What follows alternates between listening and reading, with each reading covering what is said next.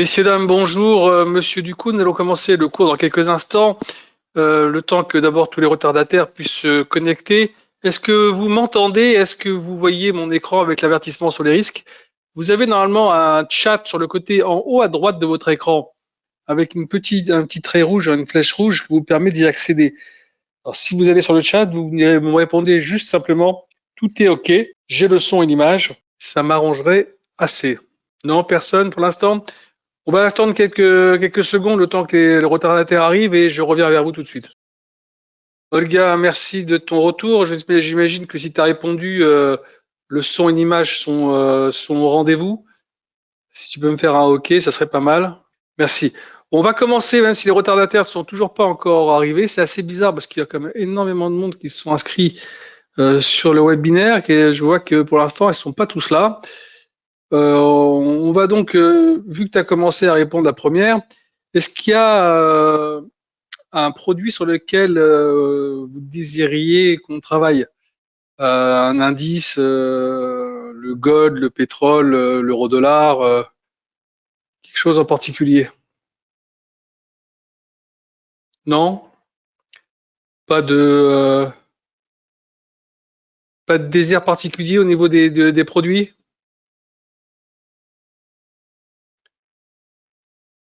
L'euro-dollar. Ok, on va rester sur l'euro-dollar. On va essayer de travailler sur l'euro-dollar.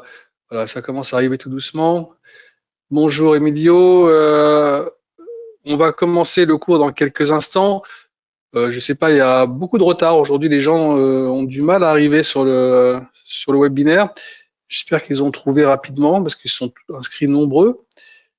Alors, aujourd'hui, on va commencer à faire le cours sur les outils d'analyse technique, c'est-à-dire de l'analyse technique pour essayer de comprendre l'évolution d'un produit. On va le faire sur l'euro-dollar. Donc, on va se mettre directement ici sur l'euro-dollar. Voilà. Clic droit. Ouvrir graphique. Alors, je vous montre rapidement, là ici, je mets les cours. Je vous montre rapidement comment on paramètre les couleurs. Et ça, normalement, vous devriez quand même le maîtriser, mais on ne sait jamais. Là, ici, l'arrière-plan, je mets en kaki. Le texte en noir. La grille, je la mets la même couleur en kaki pour qu'elle disparaisse. Ici, la bougie, la barre haussière, on va la mettre en bleu. La barre baissière en rouge. La bougie haussière, on va mettre le même bleu. Et la bougie baissière, le même rouge. Pour le reste, je ne touche à rien, je fais juste OK. Là, maintenant, je grossis un peu le trait ici avec le plus. Je m'aperçois que je suis en bâtonnet. Je vais me mettre ici en candlestick. Voilà, je vais choisir du daily. Donc maintenant, j'ai mon graphique qui est devant moi. Chaque bougie représente une journée de cotation. Voilà. Et on va essayer maintenant d'essayer de comprendre comment évolue ce produit, tout simplement. Voilà, vous voyez, on a le graphique qui est devant nous, avec un retour, si on veut, jusqu'au 13 juin. Alors, je rappelle quand même que, bonjour à tous, je rappelle quand même que les outils d'analyse technique, c'est quoi? C'est la possibilité d'essayer de comprendre l'évolution des cours par rapport à ce qui s'est passé avant. On est d'accord? Donc, on essaye de trouver des similitudes de mouvement, ok, qui vont nous permettre de dire, tiens, le produit là, il pourrait certainement ou monter ou descendre. Donc, la première chose qu'on fait quand on fait l'étude graphique, c'est tout d'abord de mettre en place ce qu'on appelle un couloir ou un canal. Ok, et ensuite, on met ce qu'on appelle les résistances et les supports. Alors, pour ce faire, pour mettre le couloir, on va là, dessiner un canal équidistant.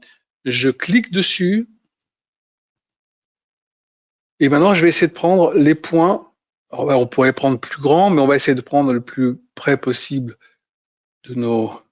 Ben voilà, on est du mois de novembre jusque là. Regardez, là, je peux réunir un ensemble de points intéressants. 1, 2, 3, 4. Donc là, déjà, on a une première pente qui est assez intéressante. Là, voilà, quand je clique sur le canal, là où il y a 3 petits carrés, c'est pour la pente. Là où il n'y en a qu'un seul, c'est pour la parallèle. Donc maintenant, si je mets là, ici, vous voyez, là, ici, on peut le mettre là comme ça. On va le caler ici. On a donc un couloir dans lequel nous sommes. Alors évidemment, on pourrait le prendre un peu plus large en le prenant ici, mais on va rester plus restreint, dans lequel nous sommes déjà, on va dire, je ferme ici, dans lequel nous sommes, comme je vous dis, depuis le, novembre. On est ici depuis novembre, à peu près, début décembre. C'est quand même un beau petit trend qui vient de se mettre en place. Regardez, on est parti chercher ici, on redescend, on retape, hop, on recherche encore un peu plus haut sur le trend, on redescend, on reteste plus ou moins, mais on redescend ici. Donc, on a peut-être toutes les chances de venir retaper ici ce niveau. OK. Alors, est-ce qu'on ira taper ou l'enfoncer? Ce sera ce qu'il va falloir essayer de déceler. D'accord. Donc, ensuite, quand on a mis ça en place, comme je vous ai dit, on va chercher à mettre, bonjour à ceux qui viennent d'arriver, on va chercher à mettre les supports et résistances. Alors voilà, je mets ici un premier support, enfin une première résistance, pardon. Alors quand c'est en haut, hein, c'est des résistances, quand c'est en bas, c'est des supports. Ici, évidemment, on en a aussi une ici. Alors je ne vais pas tous les mettre, je vais vous expliquer pourquoi. Parce que tout à l'heure, vous allez voir, on va utiliser ce qu'on appelle Fibonacci. Alors ici, celui-là, vous voyez, il prend celui-là, celui-là et quasiment celui-là, donc on va garder ça avec ce point-là.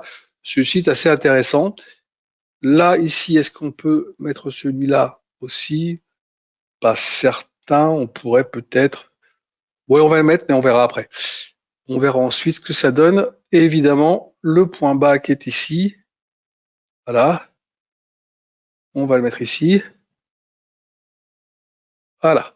Alors, comme vous avez vu, là, voilà, on a mis des résistances et des supports, sachant que normalement, on pourrait très vite venir tester ici le point dont je vous ai parlé, ici sur la borne, aux alentours des des 1,05, 1,0560 à peu près autour. C'est pas sûr, puisque là, vous voyez, on n'est pas venu retaper complètement, mais si on pourrait peut-être chercher à faire cette petite percée pour aller taper ce niveau-là.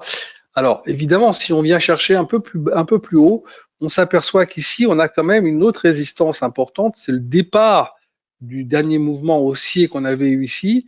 Et là, il se trouve à 1,04 59. Donc vous voyez que là, si on venait à casser ça, ça serait vraiment un support très intéressant. Restons avec ça pour l'instant et on va essayer de voir un peu maintenant l'évolution. Maintenant qu'on a mis ça en place, on peut commencer, je dis bien on peut commencer à aller dans l'insertion pour chercher dans indicateurs les outils qui vont nous aider un peu à améliorer et affiner notre graphique. Là, vous voyez, j'étais dans indicateur, trend, et dans trend, je vais à droite, Bollinger Band. Je laisse le temps de regarder. Comme je vous dis, vous avez un chat, hein, donc si vous avez envie de poser des questions, n'hésitez pas à envoyer vos questions sur le chat. Ok, un petit trait rouge, une flèche rouge sur le côté en haut à droite, ça vous permettra de pouvoir converser avec moi. Là, on ne touche à rien à la programmation. Si vous voulez changer la couleur du trait, vous pouvez, la grosseur. Vous faites juste OK.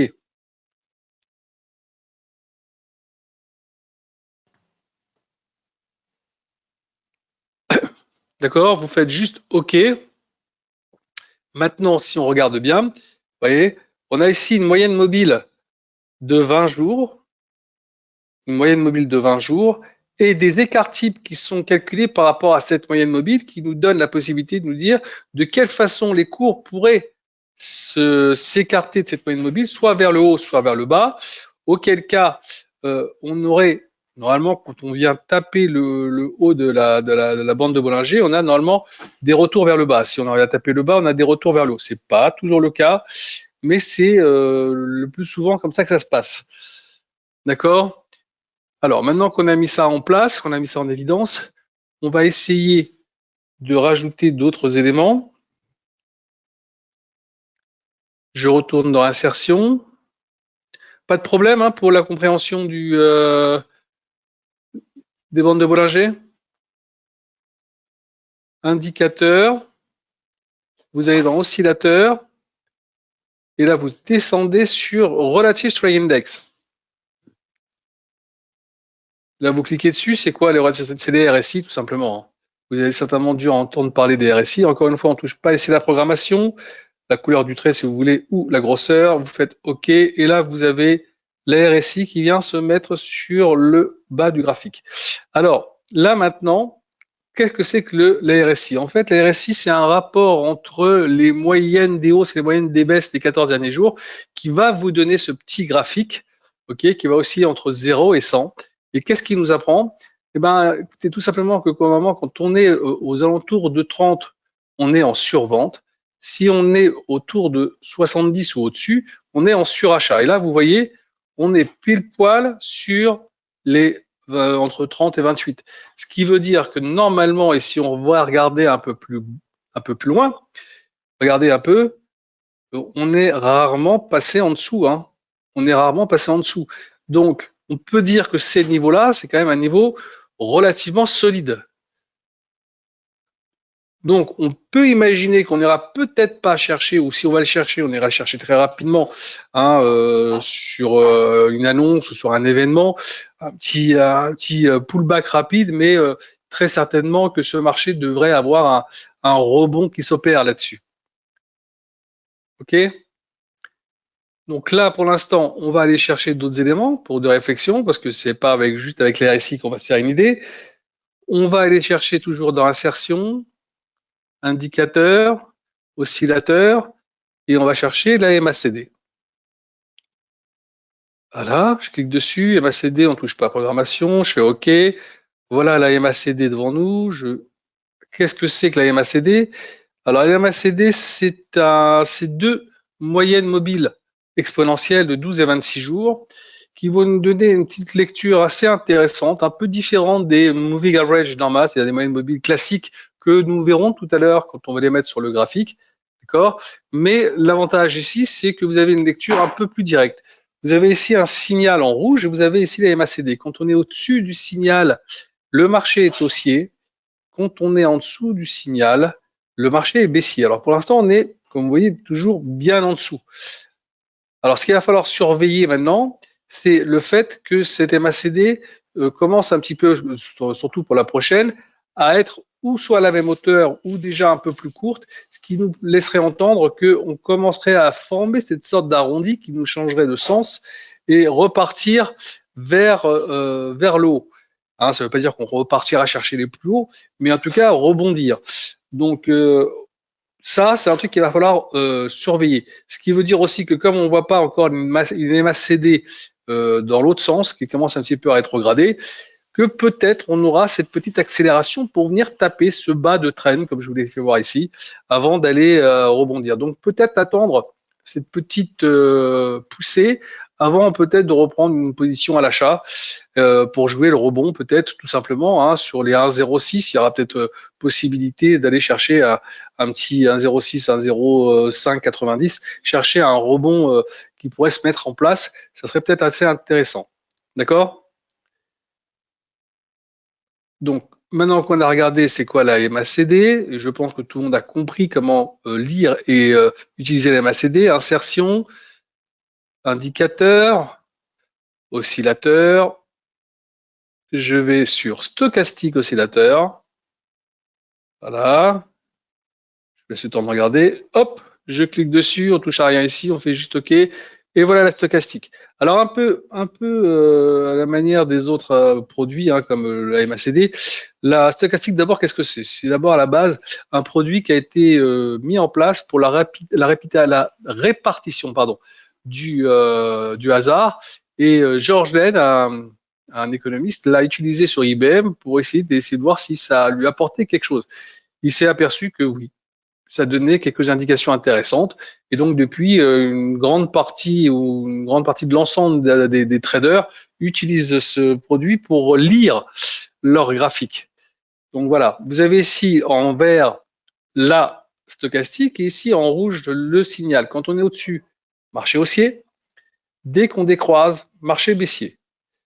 Là, pour l'instant, vous voyez, on est en bas. On ne sait pas encore ce qu'on va faire. Est-ce qu'on va décroiser? Mais déjà qu'on soit en bas en même temps que la RSI, on peut se dire très certainement qu'il ne va pas tarder à avoir un virage je ne sais pas s'il sera haut, il peut être de ce type-là, vous voyez, juste un petit rebond avant de repartir chercher plus bas. Mais en tout cas, il peut y avoir un virage pour avoir un rebond intéressant qui pourra peut-être nous ramener ou ici ou plus haut. Il va falloir regarder ce qui va se passer. D'accord? Pour l'instant, gros statu quo entre ces deux produits. La seule truc qu'on peut voir, c'est déjà que la RSI est sur un point bas, ok, ou peut aller plus bas, hein, mais déjà, on s'aperçoit que d'aller plus bas, ça a été très rarement le cas. Jusque-là, tout le monde est avec moi, il n'y a pas de problème? S'il y a des questions jusque-là, n'hésitez pas, on s'arrête, on revient sur le produit ou sur l'indicateur qui vous pose peut-être un problème. Non? Alors on continue. Donc là, on a mis en place les stochastiques, la RSI, ok, la MACD, les bandes de Bollinger, le couloir, quelques résistances. Tout à l'heure, je vous ai parlé, d'accord, de ce qu'on appelle les retracements Fibonacci et qui devraient normalement prendre en compte une bonne partie des lignes rouges, des supports et des résistances que nous avons mis en place en évidence sur le graphique. Donc regardez, si je me mets ici, là, dessiner retracement Fibo, je clique dessus, vous voyez, j'ai quelques horizontales parallèles. Je prends ici le départ du mouvement baissier que nous avons là et je le descends jusque là. Vous voyez? Et là, vous apercevez que ce point-là, évidemment, disparaît, puisqu'on l'a. Voilà, celui-ci aussi, il est absorbé par Fibonacci. Celui-ci aussi, on n'a pas besoin. Celui-ci également. Juste celui-là, on peut le laisser, vous voyez, ça peut être un petit truc en plus, on peut peut-être le laisser comme ça. Voilà, donc là, vous avez déjà tous vos retracements possibles sur le produit. Donc un rebond d'ici à là, envisageable. Donc vous savez déjà que s'il y a un rebond, peut-être aller chercher comme objectif les 1,0720, ça serait peut-être intéressant. En attendant peut-être d'aller chercher un tout petit peu plus bas avant. Voilà, vous avez déjà en main pas mal de points intéressants pour pouvoir travailler. Alors, évidemment, tout à l'heure, je vous ai parlé de la MACD avec les moyennes mobiles exponentielles. Il y a aussi des moyennes mobiles classiques et on va les mettre en évidence. Il y en a 3 qui sont vraiment très utilisées. On va les mettre là. Ici, indicateur, trend, moving average. Il y a la 200 jours, on va mettre en jaune. Voilà, alors on est au-dessous de la 200 jours, puisque la 200 jours se situait à 1,0780 à peu près. Donc vous voyez, on est quasiment en plus la 200 jours est quasiment croisée maintenant avec celle de la moyenne mobile des 20 jours. Voilà, donc on l'a laissé loin derrière nous. Et on s'aperçoit quand même qu'à chaque fois qu'on a cassé la 200 jours, quand même, on la casse pas longtemps. Vous voyez, on la casse un petit peu, mais après, en l'espace de deux semaines, 3 semaines, très rapidement, on revient quand même rechercher au-dessus. Donc, il va falloir regarder ça de très près. Là, indicateur, trend, moving average. On va prendre là, évidemment, la 100 jours. On va lui changer de couleur, on va pas lui mettre la même couleur, ça serait pas très compliqué après de lire. Un petit bleu comme ça peut être pas mal. Voilà, la 100 jours également, on l'a laissé bien derrière et elle se trouve quasiment sur le retracement 50% à ce niveau-là. Donc ça a quand même bien appuyé ces derniers jours, ces dernières semaines. Le marché sur l'euro-dollar, il s'est quand même pris une petite volée. On continue, on va chercher la moyenne mobile des 50 jours. Pardon. Voilà. Ici, vous marquez 50 jours. Là, on va lui changer de couleur, évidemment. On va lui mettre ça là, ça pourrait être bien. Et voilà. Donc, on a laissé la 50, la 100 et la 200 loin derrière nous. OK? La dernière fois qu'on a fait ça, vous voyez, regardez, on a laissé les 3 là derrière nous. Hop, petite descente avant de revenir chercher pour aller rechercher plus haut. D'accord? Donc, à chaque fois qu'on la passe, il y a un retour qui se fait. C'est rare quand même qu'on passe les 3 ensemble. Là, on a passé les 3 ensemble. C'est quand même un fait assez notable. Donc là, on est ici en bas. Donc, on peut attendre un petit rebond. Là, on attend aussi un petit revirement. Et là, surtout, la RSI aussi est très basse. Donc attendez de voir dans les prochains jours peut-être ce petit revirement de situation. D'accord? On a mis ensemble donc pas mal d'éléments, ok, de réflexion pour pouvoir essayer de comprendre l'évolution de ce produit. Évidemment, on pourrait rajouter encore beaucoup de choses, mais déjà comme ça, vous voyez, c'est déjà bien chargé. Il faut pas trop en rajouter. Si vous rajoutez dessus, par exemple, Alligator ou Ishimoku, par exemple, avec des nuages, mais alors ce sera plus une carte météo que de l'analyse graphique. Et là, à ce moment-là, vous auriez de plus en plus de mal à lire et à déceler des opportunités sur votre graphique. Donc déjà avec ça, vous avez ce qu'il faut. N'oubliez pas, une fois que vous avez fait votre graphique, pour pas à chaque fois avoir à le refaire, d'aller ici, d'enregistrer votre graphique. Hein, vous êtes ici, vous marquez euro-dollar ici, EUR, USD, vous sauvez. Une fois que vous l'avez sauvé, votre graphique va être dans votre lexique. D'accord? Et vous aurez un onglet supplémentaire. Vous n'aurez plus à chaque fois à refaire cette manipulation qu'on vient de mettre en place et qui vous permet maintenant de pouvoir lire correctement votre produit. Ça, évidemment, vous pouvez le faire sur tous les produits que vous suivez, que ça peut être l'euro-dollar, l'or, le gold, enfin le crude oil ou des indices. Et s'il y a des questions, je vous écoute, c'est le moment. Pas de questions? J'ai plutôt été assez clair sur l'explication.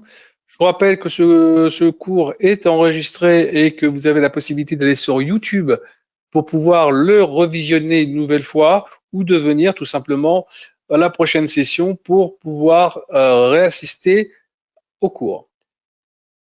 À bientôt, bonne journée et attention, les marchés vont être encore volatiles, beaucoup de choses qui se passent d'un point de vue et économique et géopolitique. À bientôt.